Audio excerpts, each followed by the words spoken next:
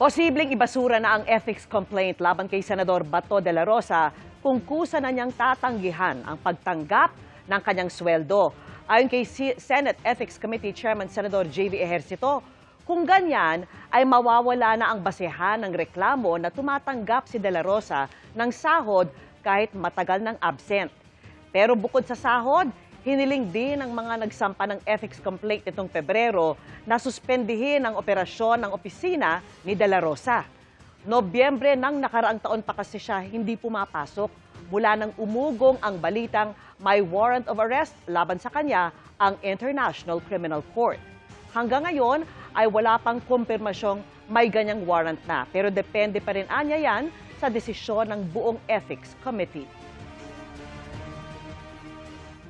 Kung talagang hindi niya natatanggapin yung sweldo niya, sahod niya, allowances, so wala nang basehan yung complaint. Depende nga po yan sa members ng committee kung ano po yung kanilang magiging desisyon.